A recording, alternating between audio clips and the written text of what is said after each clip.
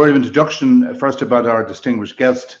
Often described as Africa's optimist in chief, Dr. Adesina has been widely praised for his visionary leadership and passion for the transformation of Africa.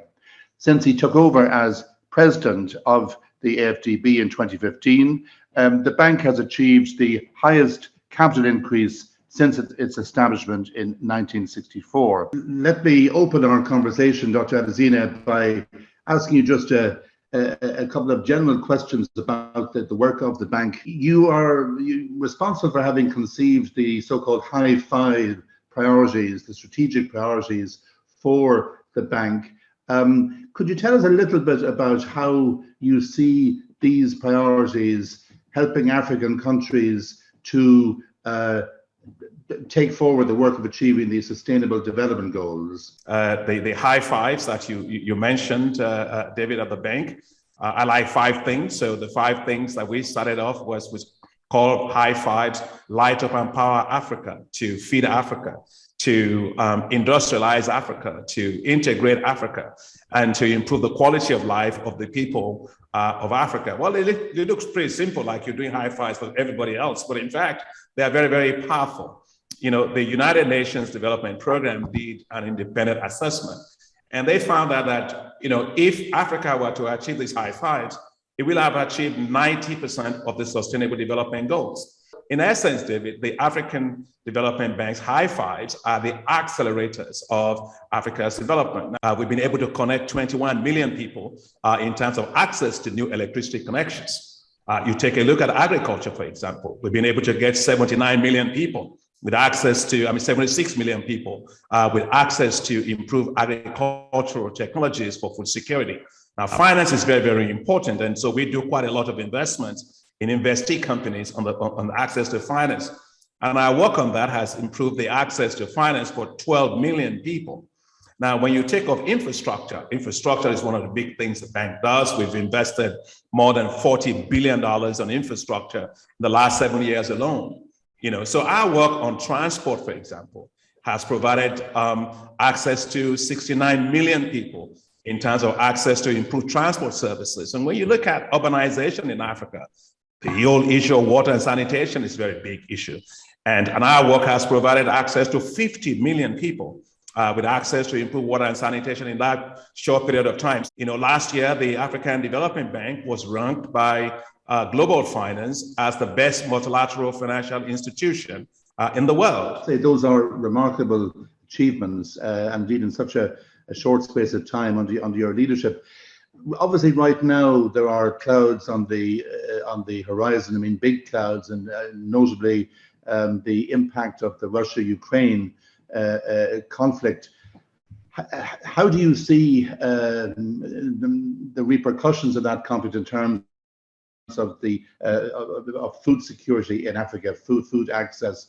What scale of crisis do you think is heading towards the continent? Africa depends on Russia and Ukraine a lot. If you look at it, you know, in terms of wheat, you know, both wheat supply, Ukraine and Russia and Ukraine supply 41% of Africa's wheat supply, right? And if there's no wheat, basically for many places, there's no food. Africa will not be getting 2 million metric tons of fertilizer coming from both countries. Now, if those fertilizers don't come in, basically what that means, David, is that productivity on existing cultivated land in Africa will decline by anything between 20% and 50%. Right? So you have the one of food not coming in, and you have the reduction in your productivity on existing land. So whichever way you look at both of those two things, that confluence of those two factors will actually lead to a looming food crisis in Africa.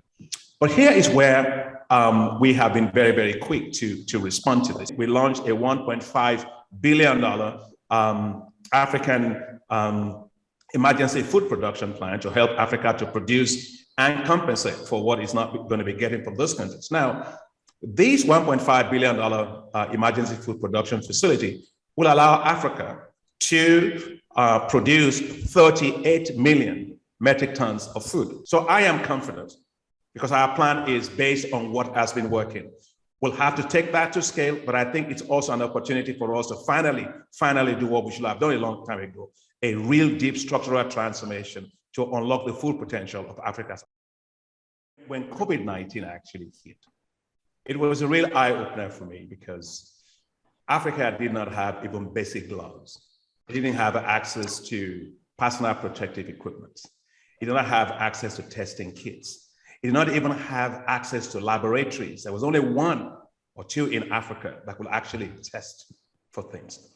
And if you look at the number of ICU beds that were there, very little. So Africa was totally unprepared. Africa must learn some deep lessons from this crisis, build Africa's pharmaceutical capacity, manufacturing capacity. Second is to build Africa's vaccine manufacturing capacity. And third is to build what you were saying, the whole issue of quality healthcare infrastructure. Africa imports about 70–80% of all its drugs and medicines and so on. You know, it doesn't make any sense. And so we've committed to spend $3 billion over the next 10 years in helping to revamp Africa's pharmaceutical industries. But we want to move beyond that and be able to master the processes, the knowledge, the know-how that allows Africa to produce vaccines for its own epidemiological profile. How does it work, for example, with countries in the Sahel, which have internal political insecurity and might have difficulties in making the best use of the financing that the bank provides? But if you could tell us a little bit about the climate work that and take up Francis' question, that would be great.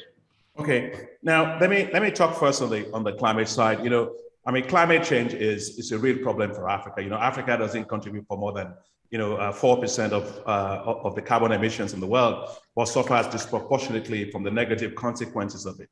You have on the continent today in Africa, we lose anything between $7 and $15 billion a year in terms of losses to climate change. Now, if nothing changes going forward, that's going to rise to $50 billion a year by 2030.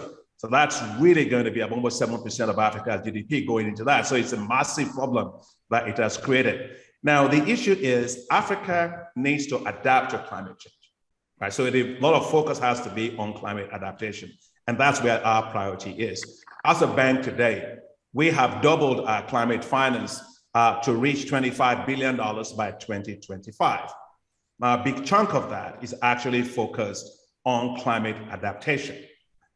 You know, UN Secretary General Antonio Guterres said that, you know, the world's institutions, which will all focus on 50-50 in terms of adaptation and climate mitigation. Well, we've gone beyond 50% as African Development Bank. We are at 67% of all our climate finance devoted to climate adaptation, which is Africa's challenge. So which is the highest of any multilateral financial institution you will find in the world. I was very delighted when the UN Secretary General Antonio Guterres listed the African Development Bank as a leader globally on climate adaptation and said, others should follow. So we continue to work on climate adaptation. The Sahel, three things I want to say about the Sahel. The first is that Sahel needs electricity. And as you know, Sahel faces a challenge with regard to the issue of also insecurity, which is one thing. And the other thing, of course, is desertification. So if you take a look at the issue of access to electricity in the Sahel, the bank is implementing what is called desert to power, turning these deserts, harnessing the power of the sun to provide them electricity. It's a $20 billion program that we're working on. We're working on it together with the Agence Française de Développement in France, who's put together 100 million euros support for it. We have the Rockefeller Foundation that's committed $100 million towards that. We have the Global Environment and the Green Climate Fund that has just put in $150 million towards that effort. The Swedish government has put in 20 million euros in support of that initiative, and the bank is putting well over $400 million through our Sustainable Energy Fund for Africa into that. Well, what will the desert to power do? Not just for the Sahelian countries, but for all the countries that share the Sahelian band in Africa, all the way to Djibouti, all the way to northern Ethiopia. What will it do? It will provide electricity, 10,000 megawatts of electricity. It's the capacity we want to build via solar. And that will provide electricity for 250 million people, both grid-based and off-grid-based systems.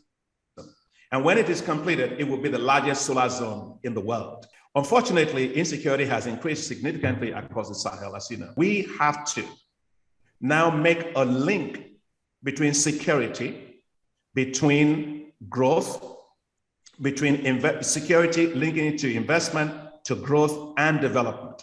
We can't look at security anymore as an exogenous factor in that development process. We've got to integrate it as an endogenous part of that. And to deal with that and help the countries to have more resources to cope with these issues of insecurity that is now becoming a contagion effect in many countries with spillover effects, the African Development Bank is developing what's called security index investment bonds. And these security index investment bonds will be new instruments that we will launch on the capital markets that will allow these countries of the Sahel and others to do four things. First is to build up their defense architecture. I don't mean guns, I don't mean APCs or anything like that, but just your intelligence, your human capacity, your ICT systems and so on, surveillance systems, which is very important.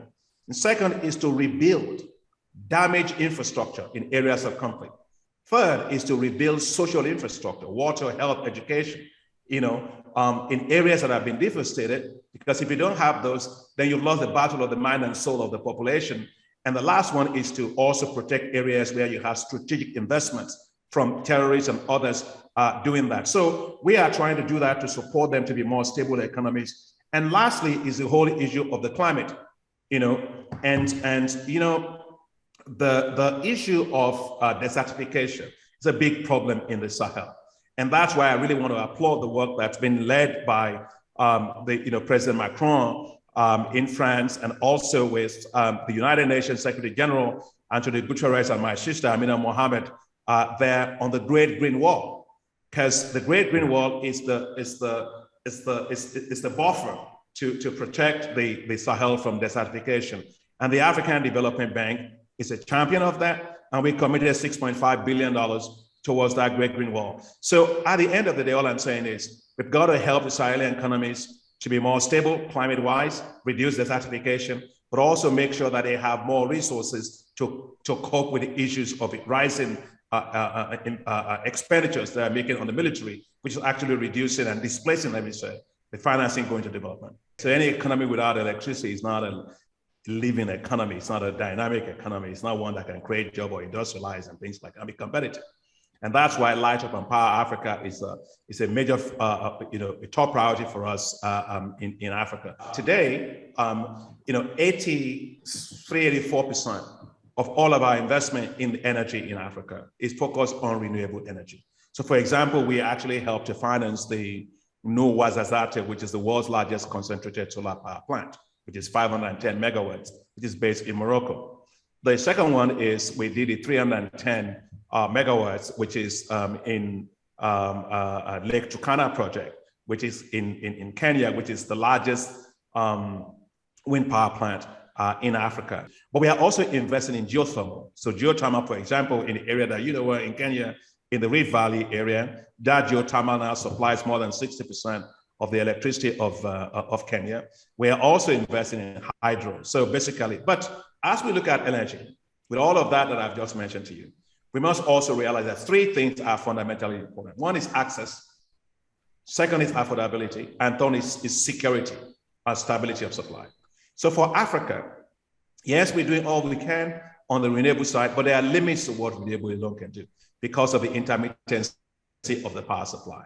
And so for Africa, natural gas is and must remain a fundamental part of the energy mix of Africa. What you need is an energy mix. By actually doing that, we ensure that we actually have a stable grid system that can allow us to take advantage of the maximum we can out of renewable energy. Because fundamentally, what we're doing is we are establishing at the bank a just energy transition facility, which will warehouse the heavy fuel oil power plants in Africa, the coal-based power plants in Africa, and transition them to much more grid-based, renewable energy-based that are less polluting for the environment. We developed a new financial business model, investment model, that will allow us working together with the G7 on their grants, on their concessions, and also on guarantees to turn that $8.7 billion into $40 billion, which is what South Africa will need in hand to be able to actually do a just energy transition properly.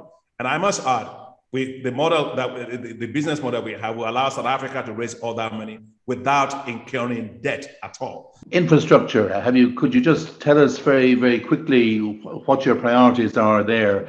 The work which the bank is doing to support the creation of infrastructure, and indeed, what are your thoughts on the Chinese dimension? In the last 7 years, we've invested in infrastructure well over $40 billion on infrastructure. Because we focus a lot on infrastructure.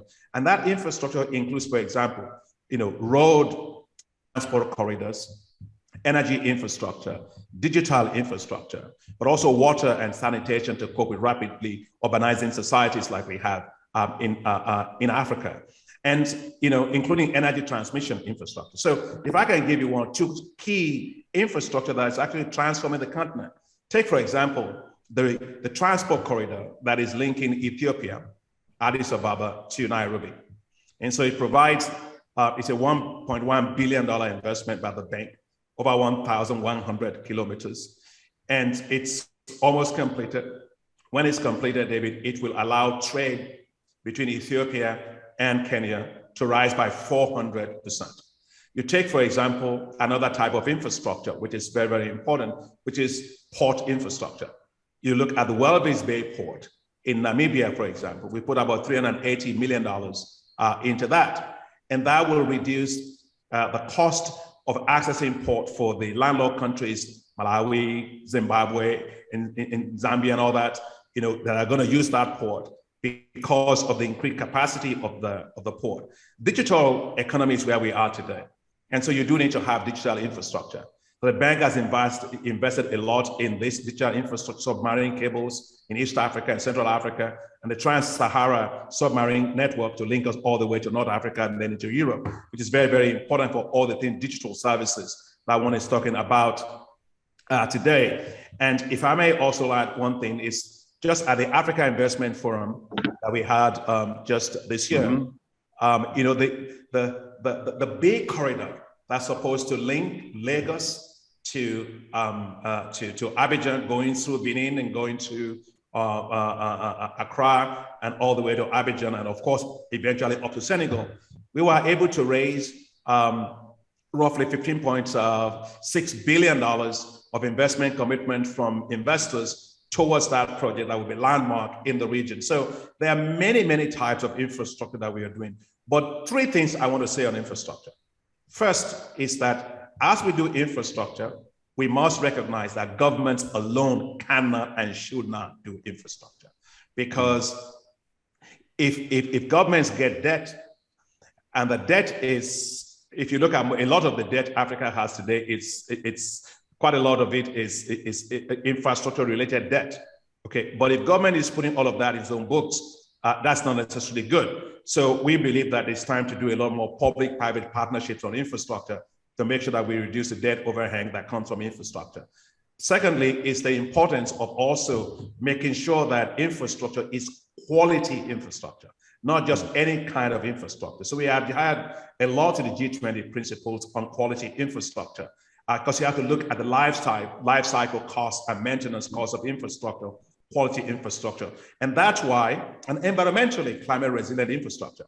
And that's why the African Development Bank, ourselves, Africa 50, the European Investment Bank, the European Bank for Reconstruction and Development, and several other agencies are launching, and with the Agence Conseil de Développement in France, where we are launching what is called the Alliance for Green Infrastructure in Africa, to allow Africa to raise a lot of green bonds to finance green climate resilient infrastructure.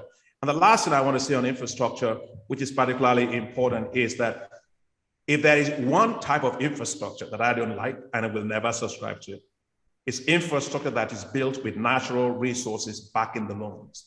Right? That's very, very bad type of loans. You cannot mortgage your future just because you want to get something in the immediate. And so we must make sure that investments on infrastructure are done transparently and done in a way that does not undermine the long-term financial viability of of countries. You know, people talk about, you asked me a question about China. China does a lot of investments on infrastructure in Africa. But I do want to say that the issue you find in Africa is that Africa just basically needs infrastructure. And it needs quality infrastructure. What I think we need to do, regardless of where the finance is coming, is agree on a number of common principles. First is that we must agree that there must be quality infrastructure. Two, we must agree that we must not let infrastructure lead to increased debt burdens for countries. We must also make sure that we also do local currency financing of infrastructure. Because if you do a road, transport corridors, and or energy and your revenue stream currency, or you're paying for it with expensive foreign debt, well, there's a currency mismatch problem there. And so we want to make sure we do a lot more on local currency financing. Thank you for everything you told us today. Thank you so much. Thank you, Jill. Thank you, everybody. Bye-bye. Thanks, Ryan. Bye. Thank you. Thanks, Bye. Love.